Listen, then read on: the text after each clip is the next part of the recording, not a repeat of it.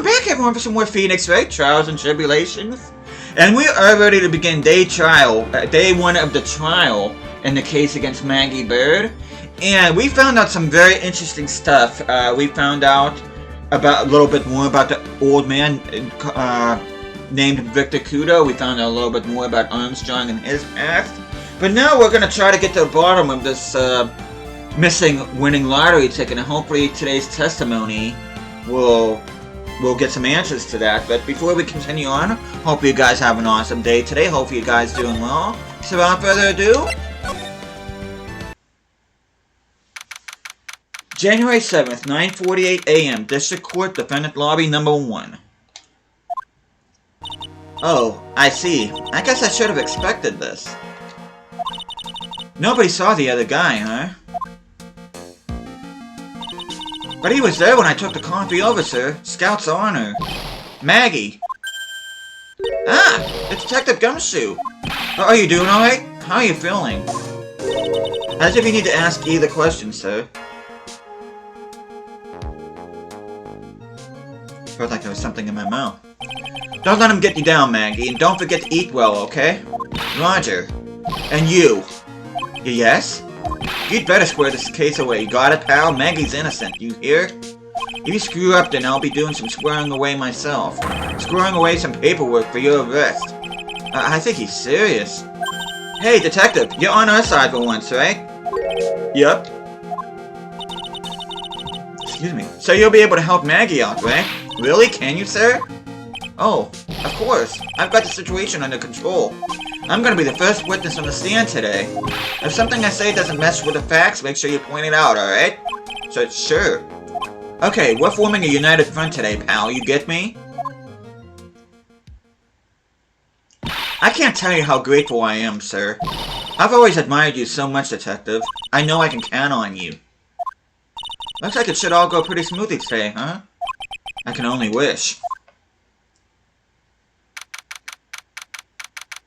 January 7th, 10 a.m., District Court, Courtroom number 4.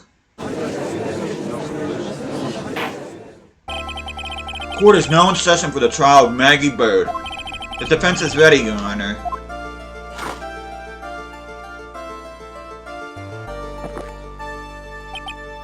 Ah, bitter. Mr. Wright. Yes, Your Honor? Ah!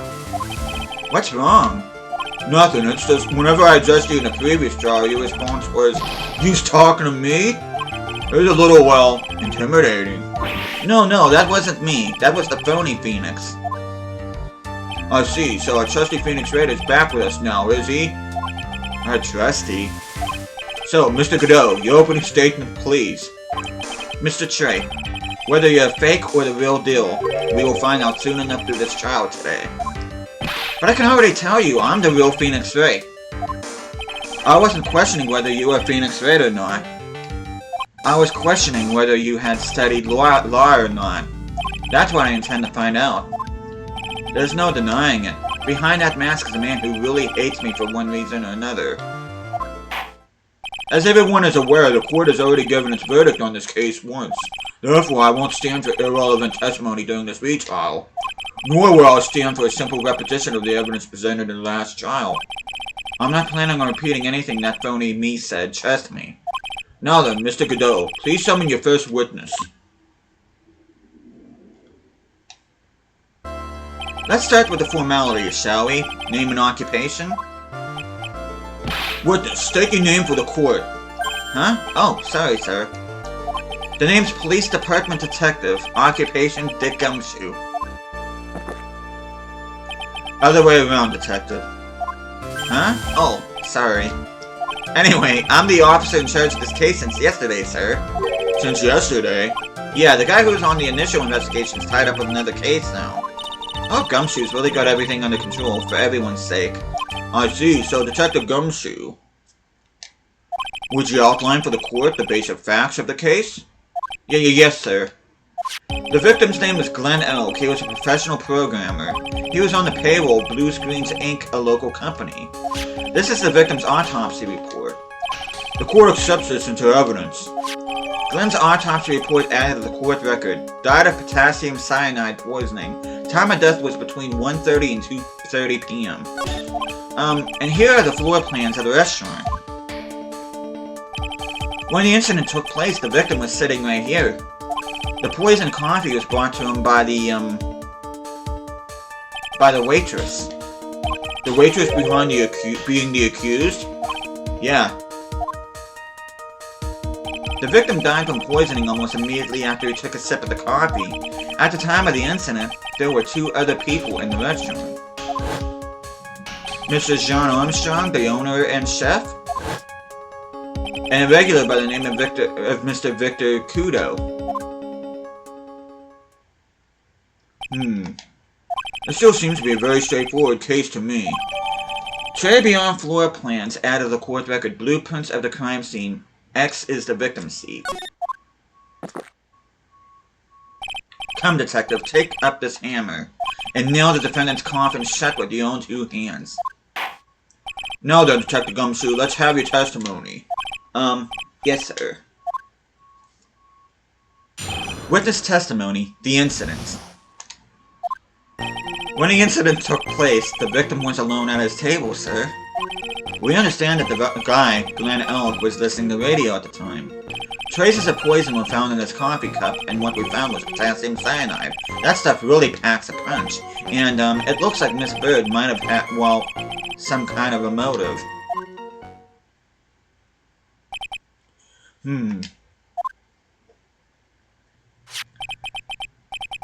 Using the dark, aromatic depths of coffee to conceal the poison. Classy lady. The facts of this case seem to be ironclad. Mr. Wright, I would ask you to begin your cross-examination, but let me go ahead and save first. Yes? Please, no intimidation tricks this time around. Is that understood? I already told you that wasn't me. Cross-examination. The incident. Incident took place. The victim was alone at his table. Can I stop you for just a minute? Huh? What is it? Did I say something that contradicts the evidence? He's so desperate for that to be true, he's practically crying. Your testimony just now doesn't match the testimony given by Miss Bird. She claims that there was another man at the victim's table. Yeah, that's what she said, and I... Objection! What killer wouldn't say that when faced with a homicide conviction? Hey! Sadly, her testimony isn't supported by the owner or the customer. Isn't that right, Detective Gumshoe? Yeah, it's true. Their 2 testimonies tie up on that. They both said there was no other guy at the table.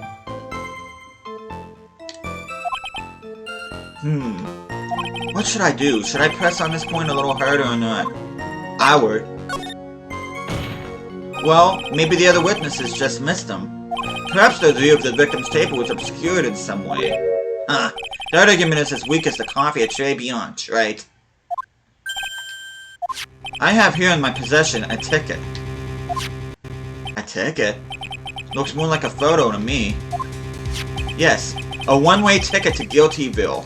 Population, the defendant. This is a photograph taken from near the entrance to the kitchen. This is a scene as witnessed by the chef moments after the poisoning took place, correct? I think the court will agree that with such a clear view of the scene of the crime... How, Mr. Trade, could anyone have overlooked a second person at the table? Ugh. It certainly seems to show the victim's table extremely clearly. Crime photo added to the court record, a photo of the scene taken from near the kitchen. Okay. Traces of poison were found. So, traces of the poison were found in the coffee cup and nowhere else? Not sure I get you, pal. Was the poison a liquid, or was it a powder? If I had to put it in layman's terms, I'd say it was a powdery substance. So the poison could have been in anything that was on the table. Sugar, salt, pepper. Huh. Do you put salt and pepper in your coffee, Trey? The victim took his coffee black with no sugar. Seems that the poison could only have been in the coffee. What should I do? Should I press on this point a little harder or not? Are you absolutely certain that the victim ever even drank any of his coffee? Huh? What do you mean? According to this file, the poison was found in the victim's coffee cup. But what proof is there that the victim ever drank any of it? Oh, hey, you're right. That's what I was thinking. Objection! In case you were wondering, that last objection was for the detective there. Huh? For me? Oh, hey, you're right. You may be fooling the court, but I'm not falling for it. If you have the time to waste, you have the time to present that piece of evidence. That piece, sir? Yes, that piece. Well, what piece was it again?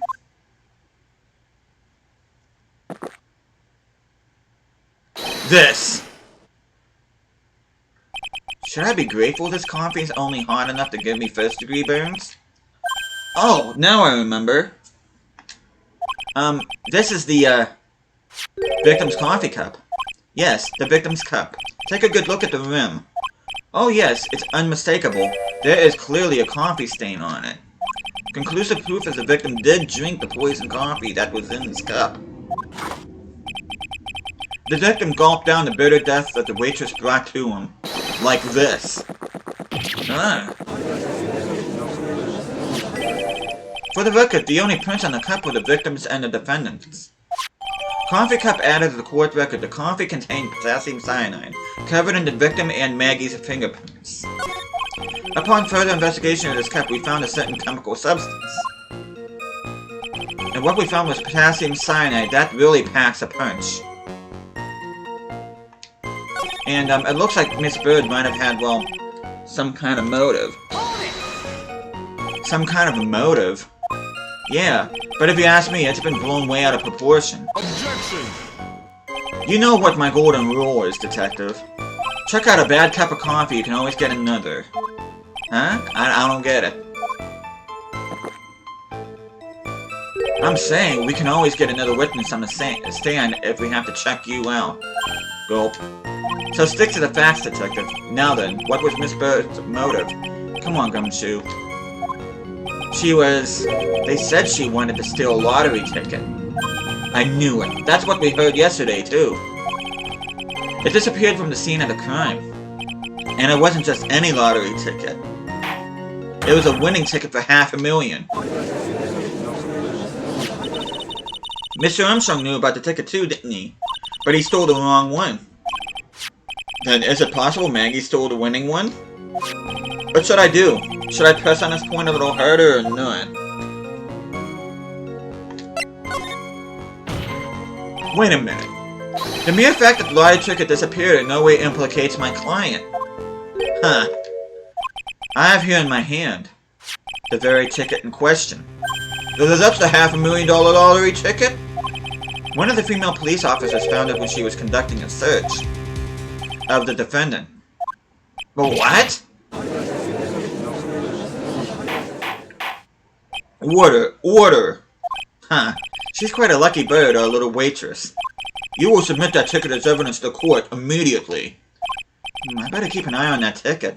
The way the judge's voice is quivering. Victim's lottery ticket added to the court record, a winning ticket for $500,000, found during a body search of Maggie. This ticket was presented to the court in the previous trial, too. But it feels heavier now, somehow. Hey there, Big Hammy. Playing Kirby in the Forgotten Land, cool. $500,000, you say? It's just a scrap of paper. What matters is where it was found, Your Honor. And that's on Maggie's person, unfortunately. That's enough. The facts of this case seem overwhelmingly clear to me. The defendant had ample opportunity to commit the crime of which she is charged. Furthermore, it seems beyond reasonable doubt that she did indeed commit this crime. I like an old man who knows the score. There is also the matter of the $500,000 lottery ticket. That alone provides a very credible motive. I mean, for that sum of money, even I might be tempted to bend the rules. I don't mind an old man who is weak to the siren call money. Not good, Nick. That evidence against Maggie is starting to pile up fast. Yeah, that's because the court has ruled guilty once already. I'd say it's about time to wrap up this repeat performance. with one final decisive piece of evidence. He's got more evidence against Maggie? This is the apron that the delightful Miss Bird was wearing at the time. Wow, that's not the cleanest apron I've seen. That stain looks like... It can't be blood, can it? Huh. It seems the star of our play was a little flustered. And somehow spilled coffee on herself. The coffee? That's not exactly the first thing that caught my eye. Of course, the coffee stain isn't the most interesting thing about this apron. No, there's something else that stands out even more. Something else? I presume you mean... Of course, I'm referring to the pocket. The pocket? Search carried out right after the incident uncovered this. Potassium cyanide. The very poison used by the killer was in her apron pocket. A bottle of poison in Maggie's pocket? Yeah, Maggie's prints were the only ones on it. What? Order, order, order. The court will accept these items as evidence. Apron added the court record. Worn by Maggie at the time of the incident, has a small pocket but big stains. Potassium cyanide added to the court record. A deadly powdery poison bears Maggie's fingerprints found in her apron pocket. There's something still bothering me, Mr. Godot. Why have you not explained the bloodstain to the court? Bloodstain? What bloodstain would that be? Don't play games, prosecutor. Blood-colored stain that smeared all over the apron. That's ridiculous. No one told me anything about bloodstain. You don't need to be told, just look at it. Well, detective? Could the stain really be blood? No way, sir. It's just ketchup, sir. Ketchup? She must have gotten some on her apron while taking one to breakfast that day. You could have spoken up a little sooner, Detective Gumshoe. Pull a stunt like that again and I'll have you drink 17 cups of ketchup, witness. I thought everyone knew what it was already. I haven't seen anything yet to make me doubt the last ruling I made on this case. The motive, the opportunity, and the supporting evidence, they have all been clearly established. Well, Trey, seems you really are a phony after all. You really know how to drive a man nuts. Witness, please continue with your testimony. Describe for the court the crime scene and the findings of your investigation there. Witness testimony, the investigation. The crime was reported at 2:25 p.m. by a kind of a scary old man, sir. Poor Maggie had passed out from the shock. It must have been really tough for her. The victim didn't have any identification on him, but we figured out who he was pretty quick, and then the investigation went smoothly. When Maggie was searched, we found the lottery ticket and the bottle of poison, and that was it. There was nothing else missing from the crime scene. You identified the victim and secured the prime suspect. Very good. Last chance to convince the court you're a real lawyer, Trey. Don't count on any more cross-examinations after this one, so let the fun begin.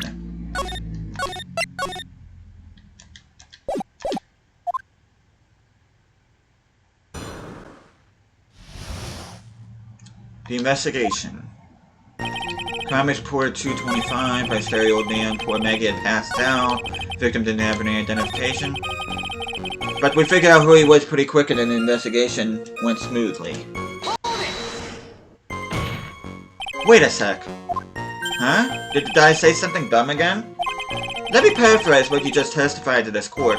The victim didn't have any form of ID on him. That's basically what you said, yes? Yeah, basically. In that case, how were you able to identify the victim so quickly?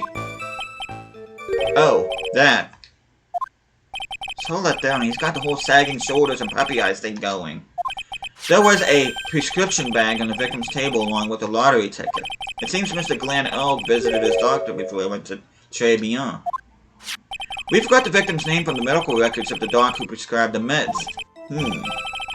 That's a reliable enough source for the court. What should I do? Should I leave this alone or do I need to hear more? I want to ask about the prescription bag. So what sort of medicine was in the bag? Well, actually, the bag we found was empty. Huh? Yeah, completely empty. It was completely empty. Victim's prescription bag added the court record. The victim got this from the doctor before going to Trey Beyond. The bag is empty. Huh. You're entering an empty paper bag as evidence? Desperate, are you, Trey? Now, what happened with the investigation after that, detective? Okay, when Maggie was searched, we found a lottery ticket. And that was that there was nothing else missing from the crime scene. Oh, really?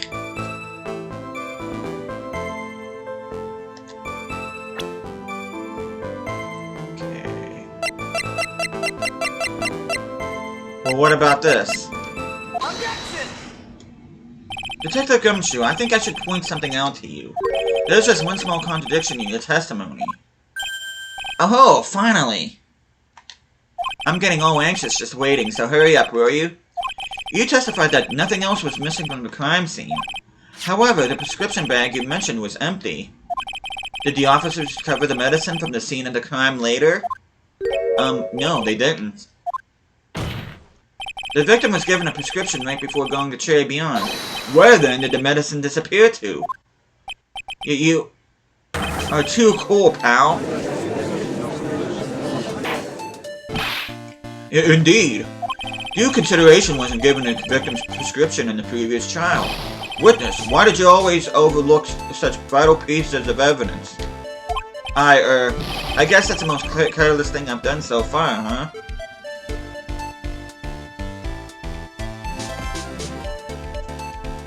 Had to clear a notification on my laptop. The victim was killed by poison, and the victim's medicine mysteriously disappeared. The victim's own prescription could have been the lethal poison itself. Well, order! Hey there, recorder armorer. Well, Mr. Godot, what do you have to say to that? Huh, that's all. What?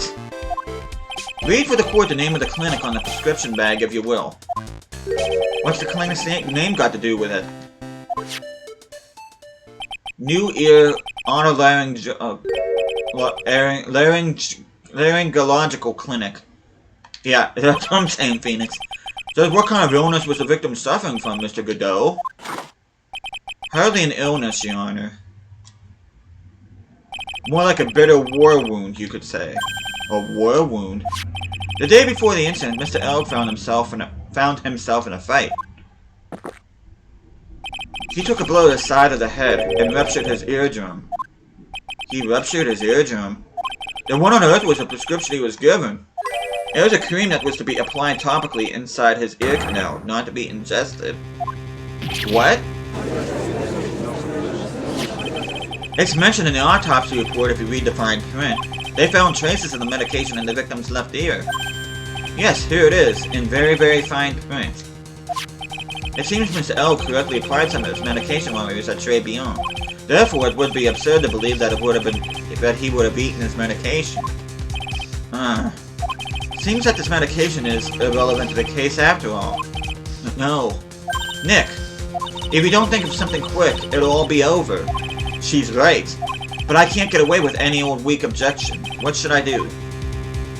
I'm gonna push the medication issue. Only moments ago, Mr. Godot made the following statement. It seems Mr. L correctly applied some of his medication when he was at Trey Beyond. If that's the case, then why was the medication not found at the scene of the crime? But the medication in question was for topical use inside the ear canal. That doesn't change the fact that it could not be found at the crime scene. However insignificant it may seem, it's a lawyer's duty to pursue the truth. Objection! You know as well as I do that medication is irrelevant. It hardly seems likely that a prescription drug would contain potassium cyanide. It hardly seems likely that the coffee the waitress served would contain it either. But it did. The possibility is undeniable. That's enough. Mr. Godot, is the detective the only witness the prosecution wishes to call? Mr. Godot? I've got my own witness I'd like to call, sir. It's the old man who was there in the restaurant on the day of the murder. Victor Kudo, the pigeon hater? Very well. The matter of disappearing medication seems a little more than trivial at best. However, it wasn't explored at all in a previous trial. And that is something that bothers me. Yay, good job, Nick. The court will adjourn for a 10-minute recess, after which we will hear the prosecution's next witness. Huh. I suppose this means I'll just have to finish you off in my last 6 cups. Court is adjourned for recess.